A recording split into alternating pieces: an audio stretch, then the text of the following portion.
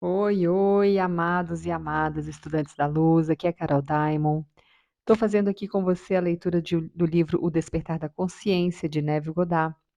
Na verdade, a coletânea de livros que compõem o Despertar da Consciência. A gente está lendo Sua Fé, Sua Fortuna, um livro com muitas mensagens que nos ajudam a perceber mudanças que a gente pode fazer no nosso dia a dia, no nosso cotidiano.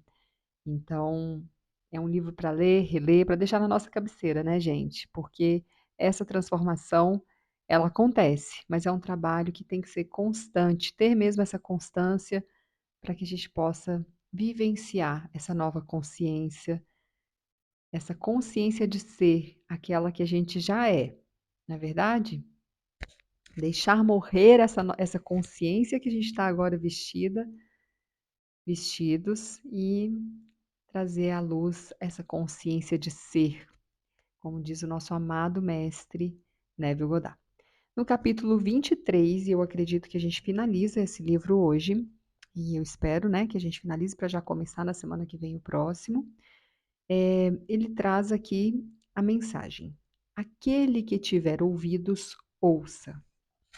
Que estas palavras entrem em vossos ouvidos, pois o Filho do Homem está para ser entregue nas mãos dos homens.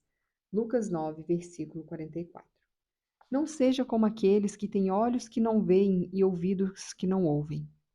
Deixe que estas revelações entrem profundamente em seus ouvidos, pois, depois que o filho ou o desejo for concebido, o homem, com seus falsos valores, a, a razão, tentará explicar a origem e a causa da concepção do filho, e ao fazê-lo, romperá em pedaços. Sempre que os homens chegam à conclusão que uma determinada coisa é humanamente impossível e que, portanto, não pode ser realizada, basta que você realize o que é impossível para eles e logo os mesmos especialistas que afirmaram o que era impossível de ser feito começarão a lhe dizer como e por que você conseguiu. Depois que eles rasgarem todo o manto, a causa da manifestação, em todo o manto em pedaços, que são as teses e os argumentos que eles entram, né? Eles estarão tão longe da verdade quanto eles estavam quando eles proclamaram o impossível. Enquanto o homem procurar a causa da expressão nos lugares onde ela se manifesta, eles procurarão em vão. Há milhares de anos o homem tem sido avisado: eu sou a ressurreição e a vida, nenhuma manifestação vem a mim a menos que eu a tenha trazido. Mas o homem não acredita. Ele não acredita nisso, ele prefere acreditar nas causas externas a si mesmo. No momento em que algo não visto torna-se visto, o homem logo se põe a explicar a causa e o propósito de tal revelação. Assim, o Filho do Homem, que é a ideia desejando a expressão, constantemente vem sendo destruído pelas mãos do homem, que é a sua razão e inteligência que faz destruir. Agora que sua consciência é revelada como a causa de toda expressão, não retorne para as trevas do Egito com seus muitos deuses. Há um só Deus, e este Deus é a sua consciência. Todos os povos da terra são como nada diante dele. Ele age como bem lhe apraz com os exércitos dos anjos e com os habitantes da terra. Ninguém é capaz de se opor à sua vontade ou questioná-lo, dizendo: explica-te, por que ages assim? Daniel 4, versículo 35. Se o mundo inteiro concordar que algo não pode ser expresso e ainda assim você se conscientiza de que você pode ser ou expressar isso, o que o mundo acredita que não, você pode expressá-lo. Sua consciência nunca pede permissão para expressar o que você está ciente de ser. Ela o fará naturalmente e sem esforço, mesmo contra toda a sabedoria e oposição do homem. A ninguém saudais pelo caminho. Lucas 10, versículo 4. Isso não é uma ordem para você ser insolente ou hostil, mas um lembrete para não reconhecer um superior, para que você não veja em alguém uma barreira para a sua expressão. Ninguém pode lhe erguer a mão ou questionar a sua capacidade de expressar aquilo que você é consciente de ser. Não julgue pelas aparências, pois tudo é como nada aos olhos de Deus. Todas as nações são como nada diante dele, para ele valem menos do que nada, como uma coisa vã. Isaías 40, versículo 17. Está escrito que os discípulos falharam ao atender o pedido de um pai que queria que curassem seu único filho, que estava tomado por um espírito ruim. De repente, um homem surgiu no meio da multidão, clamando em voz alta: Mestre, suplico-te que socorras meu filho e o meu único filho. Um espírito se apodera dele, fazendo-o gritar, provocando-lhe convulsões, até que espume pela boca. Jamais o deixa por muito tempo, e por meio de muitos ferimentos o está destruindo. Roguei aos teus discípulos que expulsassem o espírito, mas eles não conseguiram. Lucas 9, versículos 38, 39 e 40. Ao julgar pelas aparências, os discípulos pensaram que este era um problema mais complicado que os outros que eles já haviam resolvido antes. E então eles não conseguiram alcançar o resultado desejado. Ao julgar pelas aparências, eles se esqueceram de que todas as coisas são possíveis para Deus. Então, respondeu Jesus: Ó geração sem fé e perversa, até quando estarei convosco e sofrerei com vossa incredulidade? Trazei-me aqui o teu filho. Lucas 9, versículo 41. Hipnotizados pela realidade das aparências, como eles ficaram, os discípulos não conseguiram sentir a naturalidade de curar o filho do homem. O único jeito de você evitar essas falhas é mantendo constantemente em mente que sua consciência é o Todo-Poderoso, a presença onipotente e que, sem ajuda, esta presença desconhecida dentro de você manifesta sem esforço tudo aquilo que você está ciente de ser. Enquanto o menino caminhava em sua direção, o demônio o lançou por terra, em convulsão. Porém, Jesus repreendeu o espírito impuro, curou o menino e o entregou de volta ao seu pai. Lucas 9, 40, versículo 42. Fique perfeitamente indiferente às evidências dos sentidos, de tal modo que você sinta a naturalidade do seu desejo e seu desejo será realizado. Ignore as aparências e sinta a naturalidade da perfeita percepção dentro de si, uma qualidade da qual você nunca deve desconfiar ou duvidar. Com esta compreensão, você nunca se desviará do caminho. O seu desejo é a solução do seu problema. Conforme o seu desejo for realizado, o seu problema será resolvido. Você não pode forçar nada exteriormente, por maior que seja a sua força de vontade. Há apenas uma maneira para você comandar as coisas que você quer, isto é, assumindo a consciência das coisas desejadas. Há uma grande diferença entre se sentir uma coisa e conhecê-la intelectualmente. Você deve aceitar, sem ressalvas, o fato de que, ao possuir ou sentir alguma coisa em sua consciência, você passa a criar a realidade que atrairá essa coisa à existência de maneira concreta. Você deve estar absolutamente convencido de que existe uma conexão contínua entre a realidade invisível e sua visível manifestação. A sua aceitação interna deve tornar-se uma convicção intensa e inabalável, que transcende tanto a razão quanto o intelecto, que renuncie inteiramente a qualquer crença na realidade externa, exceto como um reflexo de um estado interno da consciência. Quando você realmente entender e aceitar essas coisas, você vai adquirir uma certeza tão profunda que nada poderá te abalar. Os seus desejos são as realidades invisíveis que respondem apenas aos comandos de Deus. Deus ordena que o invisível seja visível, afirmando-se ser a coisa que foi comandada. Tende em vós o mesmo sentimento que houve também em Cristo, o qual, tendo plenamente a natureza de Deus, não pensou como abuso ser igual a Deus. Filipenses 2, versículos 5 e 6. Agora deixe que este provérbio entre profundamente em seus ouvidos. Seja consciente de ser aquilo o que você deseja ter. Uau! Essa aqui é para a gente anotar e colocar assim, ó, estampada. Põe na frente, né, na tela de celular, na tela de bloqueio. Você seja consciente de ser aquilo que você deseja ter. Frase que fecha esse capítulo, né? A gente ainda tem mais um caminhozinho aqui pela frente. Mas eu vou fazer um breve parecer aqui, né, dos meus pensamentos, compartilhar com vocês. Aquele que tiver ouvidos, ouça. Aqui, o que eu sinto, né, que ele trouxe essa questão do julgamento, né, que quando os discípulos, os apóstolos, os discípulos, né? Quando eles vão tentar fazer lá a cura no filho do homem que procurou, eles dão ouvidos àquela manifestação externa, né? É o que eu falei, o que eu falo sempre, acho que eu já falei aqui em outros áudios. Para a presença eu sou, não importa se você está manifestando um bombom ou um carro. A presença eu sou, ela vai seguir aquilo que é o seu desejo, que é a consciência de ser, né? Torne-se consciente de ser aquilo que você deseja ter. Então, não importa o que que você está manifestando, não importa a cura, se você está curando um machucadinho, um corte no dedinho, ou se você está curando um câncer na cabeça, não importa, né? Para a consciência eu sou, quando você se torna consciente de ser a saúde, você está curado de tudo isso, gente.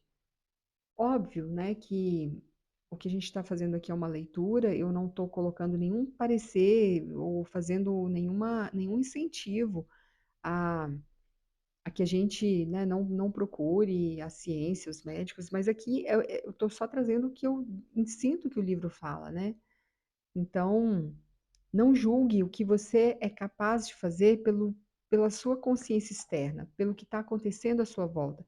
Feche os seus olhos, feche os seus ouvidos, para que você possa manifestar aquilo que é verdadeiro em você, que é a harmonia. Outro dia eu li uma frase linda, é, num livro da deusa, A Deusa em Nós, 10 Maneiras de Ser Mulher. É um livro muito bonito. E ela traz assim, nós nascemos para o êxtase. O êxtase é aquela, sabe, eu sinto que é aquele momento assim de entrega total, de permissão total à felicidade e à alegria.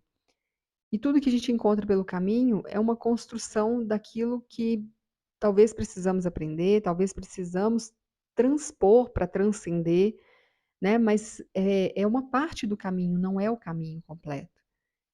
E é importante que a gente tenha essa consciência. Nós nascemos para o êxtase, para viver essa vida incrível, esse presente dado a nós, né? Vamos internalizar, né? A gente vai falando e a mente vai aceitando, e aos pouquinhos a gente vai confrontando aquilo que não faz mais sentido, que não é o que eu quero viver. Ele fala aqui também, a ninguém saudeis pelo caminho, que faz parte do julgamento também, né? Não, não dá ouvido para o que as pessoas, né, estão falando, achando que as pessoas são superiores ou melhores, ou que tem gente que consegue e você não consegue, que um é melhor do que o outro, ou às vezes uma pessoa fala, isso aí é muito difícil, você não vai conseguir nunca. E aí isso aí pode entrar no seu sistema de crenças, né, imediatamente impedir que você cocrie essa realidade. Então, se permita expressar aquilo que você é consciente de ser. E E é isso, esse capítulo, apesar de grande, né, ele trouxe bastante coisa, mas eu sinto que essas duas são muito importantes. Não ouvir o julgamento, não se julgar, não julgar a você e não julgar os outros e não julgar os acontecimentos, mas compreender que tudo está acontecendo, né, de uma maneira que te ajuda a crescer e não aceitar, não comparar. Através desse julgamento, não faz uma comparação com o que é maior ou menor. Tudo é possível para Deus e a gente não pode esquecer disso. Ou melhor, a gente precisa lembrar disso. Tudo é possível para Deus. A sua aceitação interna deve se tornar uma convicção intensa e inabalável. Aceita. E assim, num primeiro momento a gente pode não dar conta, não entender muito bem como fazer isso, mas vai fazendo, passo de formiguinha, é um trabalho de formiguinha, todo dia um pouquinho, e de repente você está aí em plena aceitação, transbordando isso que você é consciente de ser para o mundo. Você deve aceitar sem ressalvas o fato de que, ao possuir ou sentir alguma coisa em sua consciência, você passa a criar a realidade que atrairá essa coisa à existência de maneira concreta. E isso a gente está fazendo o tempo inteiro. A não aceitação dessa cocriação, desse manifesto, esse mundo manifesto pela mente, é sim, pura e simplesmente porque a gente fomos orientados numa educação, numa doutrinação materialista, onde só a matéria é real, né? Tudo o que a gente vê, por exemplo, eu lembro quando eu era pequena, eu eu jurava, assim, que eu via disco voador. E as pessoas falam: "Você tá louco, isso não existe, né, viaja demais, pisciana". E por que que não existe? Né, qual a explicação que você tem para isso não existir? Qual a explicação que as pessoas têm para isso? Eles só sabem que não existe, porque somos doutrinados ali no materialismo, justamente porque isso ajuda os poderosos a se manterem no poder, né, ajuda com que o poder fique numa mão só. Mas, gente, tudo é possível. Para Deus tudo é possível. Por que que eu não poderia ver um disco voador? Ou por que que aquilo que eu penso é algo que não é real? Por que que a minha quando a gente é criança fala a mãe, pai, professora, né, as pessoas, assim, que estão ali nos ajudando nessa travessia, né, fala: "Ai gente, essa menina imagina cria demais, coisa da cabeça dela, né, pensa besteira", ou deixa eu ver uma frase que falava muito: "Ai, sonhadora, nossa, como ela é sonhadora, viaja demais, olha, vive no mundo da lua". Gente, qual é o problema disso? Por que que isso é menos ou isso não é real?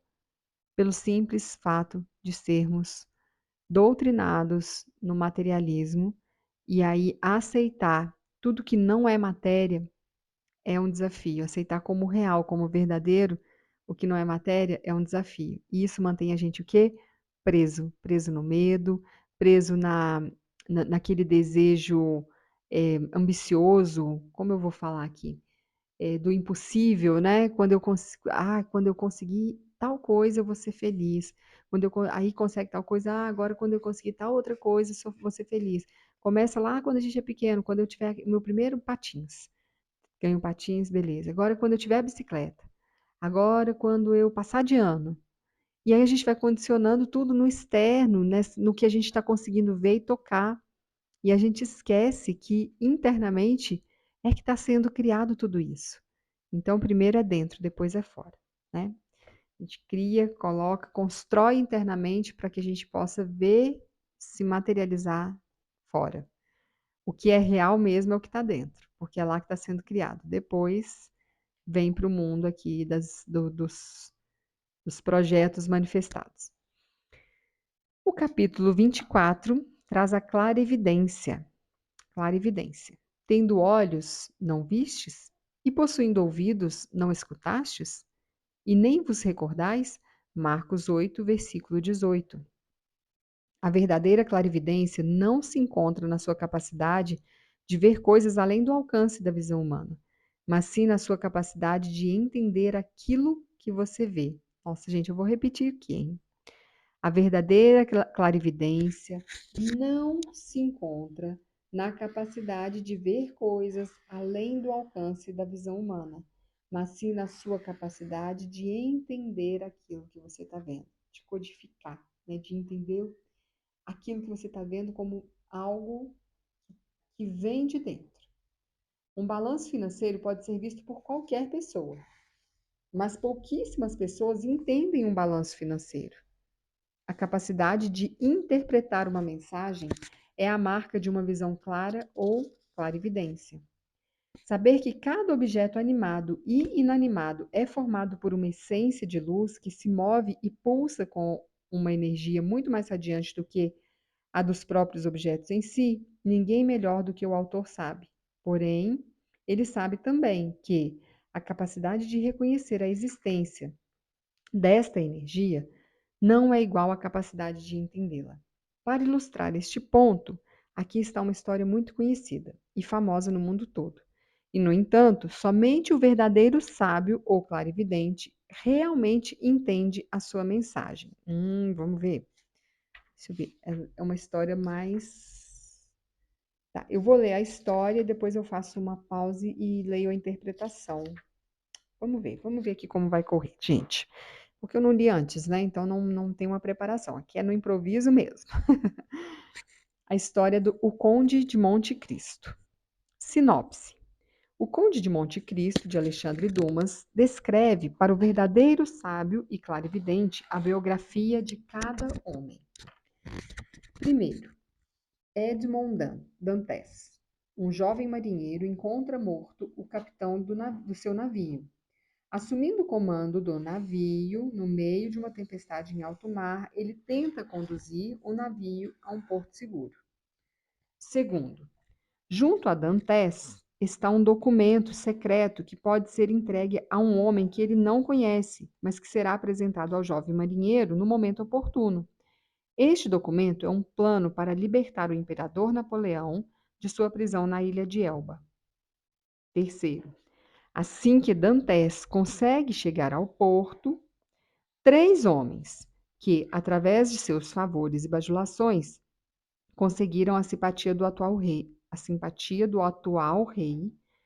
e esses homens, temendo que qualquer mudança pudesse prejudicar as suas posições no governo, prenderam o jovem marinheiro e o trancafiaram nas catacumbas. Quarto, nesta masmorra, Dantes é esquecido e deixado para apodrecer. Muitos anos se passam. Então, um dia, Dantes, que a esta altura já estava como um esqueleto vivo, escutou uma batida na parede. Respondendo a esta batida, ele escuta uma voz do outro lado dessa parede. Em resposta a esta voz, Dantes remove uma pedra de parede e encontra um velho padre, que esteve nesta prisão há tanto tempo que ninguém sabia o motivo de sua prisão e nem o tempo que ele estava lá. Quinto, o velho padre estava lá há muitos anos cavando uma saída desta prisão, apenas para descobrir que ele cavou o seu caminho na direção da cela de Dantes. E então aceita o seu destino e decide encontrar a sua alegria e liberdade, ensinando a Dantes tudo o que ele sabia a respeito dos mistérios da vida, enquanto o ajudava a fugir também. Dantes, de início, era muito impaciente para aprender todos os ensinamentos, mas o velho padre, com sua infinita paciência, adquirida através do seu longo tempo de confinamento, mostrou a Dantes o quanto a sua mente impaciente era imprópria para adquirir novos conhecimentos. Então, com uma paciência filosófica, ele lentamente revela ao jovem os mistérios da vida e do tempo. Sexto, conforme Dantes amadurece com os ensinamentos do velho sacerdote, o velho acaba vivendo cada vez mais na consciência de Dantes. Por fim, ele participa a Dantes o seu último nível de sabedoria, tornando-o capaz de assumir e lidar com altos cargos de confiança. E então ele lhe conta sobre um inesgotável tesouro enterrado na ilha de Monte Cristo. Sétimo, com esta revelação, as paredes superiores do túnel que estavam escavando para o oceano cederam, esmagando o velho e o levando à morte. Os guardas, descobrindo o incidente, colocaram o corpo do velho padre em um saco e o prepararam para jogá-lo ao mar. Conforme eles deixavam a sua cela para buscar uma maca, Dantes remove o corpo do velho sacerdote e ele se coloca dentro do saco. Os guardas, desconhecendo essa mudança de corpos e acreditando que o velho homem estava no saco, jogaram Dantes nas águas. Oitavo, Dantes consegue se libertar do saco, segue para a ilha de Monte Cristo e encontra o tesouro enterrado. Então, provido com esta fabulosa riqueza e com sua sabedoria sobre-humana, ele renuncia à sua identidade humana de Edmond Dantes e assume o título de Conde de Monte Cristo. Agora vamos para a interpretação. Interpretação. Primeiro, a própria vida é uma tempestade em alto mar, do qual o homem enfrenta enquanto ele tenta se orientar para achar um porto seguro para repousar. Segundo, dentro de cada homem existe um plano secreto, que libertará o poderoso imperador dentro de si mesmo. Terceiro, o homem, em sua tentativa de encontrar segurança neste mundo, é enganado pelas falsas fontes de poder, que é a vaidade e a ganância. A maioria dos homens acredita que a fama, as grandes riquezas ou o poder político irão assegurá-los contra as tempestades da vida. Então, eles procuram fazer destes atributos as âncoras de sua vida, apenas para descobrir que a sua busca por estes os fazem perder gradativamente o conhecimento de seu verdadeiro ser. Se o homem colocar a sua fé em outras coisas além de si mesmo, Aquilo que no qual é depositada a sua fé com o tempo irá destruí-lo com o tempo, e eles se verão presos na confusão e no desespero. Quarto, trancado nas paredes da escuridão mental, o homem permanece no que então parece ser uma morte em vida. Depois de anos de desilusão, o homem se volta contra estas miragens e ele descobre dentro de si mesmo uma sabedoria anciã, que é a sua consciência de ser, que foi trancafiada desde o primeiro dia em que ele acreditou ser como homem e esqueceu-se de que era Deus. Quinto, o velho padre estava há muitos anos cavando uma saída desta prisão, apenas para descobrir que ele cavou o seu caminho na direção da cela de Dantes. E então aceita o seu destino e decide encontrar sua alegria e liberdade, ensinando a Dantes tudo o que ele sabia a respeito dos mistérios da vida, enquanto o ajudava a fugir também. Dantes, de início, era muito impaciente para aprender todos os ensinamentos, mas o velho padre, com sua infinita paciência adquirida através de seu longo tempo de confinamento, mostrou a Dantes o quanto a sua mente impaciente era imprópria para adquirir novos conhecimentos. Então, a paciência filosófica, ele lentamente revela ao jovem os mistérios da vida e do tempo.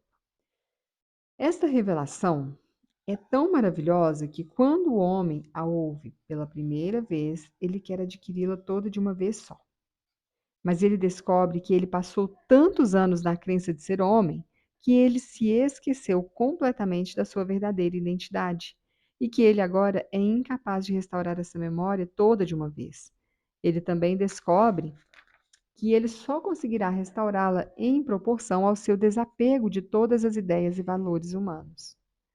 E aí, no sexto, conforme Dantes amadurece os ensinamentos do velho sacerdote, o velho acaba vivendo cada vez mais na consciência de Dantes.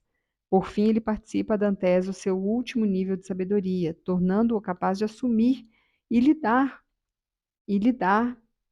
com altos cargos de confiança. E então ele lhe conta sobre o inesgotável tesouro enterrado na ilha de Monte Cristo. Conforme o homem se livra dos preciosos valores humanos, ele absorve a luz, que é o velho padre, cada vez mais, até que finalmente ele se torna essa luz e reconhece ser como o ancião. Eu sou a luz do mundo. Com esta revelação, as paredes superiores do túnel, que estavam escavando para o oceano, cederam, esmagando o velho e o levando à morte. Os guardas, descobrindo o incidente, colocaram o corpo do velho padre em um saco e o prepararam para jogá-lo ao mar. Conforme eles deixam sua cela para buscar uma maca, Dantes remove o corpo do velho e se coloca dentro do saco. Os guardas, desconhecendo essa mudança de corpos e acreditando que o velho homem estava no saco, jogaram Dantes nas águas. A sequência sangue e água na morte do velho sacerdote é comparável à sequência de sangue e água na história de Jesus, quando os guardas romanos o perfuraram. Sangue e água sempre são encontrados em nascimentos, que aqui está simbolizado pelo nascimento de uma nova consciência mais elevada. No oitavo, o homem descobre que a sua consciência de ser é o inesgotável tesouro do universo. No dia em que o homem faz esta descoberta, ele morre como homem e desperta como Deus. Sim, Edmond Dantes se tornou o Conde de Monte Cristo. O homem se torna Cristo. Tá. Nossa, então aqui não precisa nem de eu falar nada, que já está tudo explicadinho. Esses últimos capítulos do livro, eu sinto que são capítulos mais intensos, né? Então, para a gente absorver, preciso que a gente tenha essa consciência, né, de fazer mais vezes essa leitura, trazendo essa consciência do que está sendo falado para a gente internamente. E outra sugestão que eu vou deixar é que você coloque aqui também, além daquela outra frase, né, que foi dito no final do outro capítulo, que foi: seja consciente de ser aquilo que você deseja ter, coloca aí para você. O homem descobre que a sua consciência de ser é o inesgotável tesouro do universo. Gente, isso é lindo, isso é lindo. A sua consciência de ser é o tesouro inesgotável.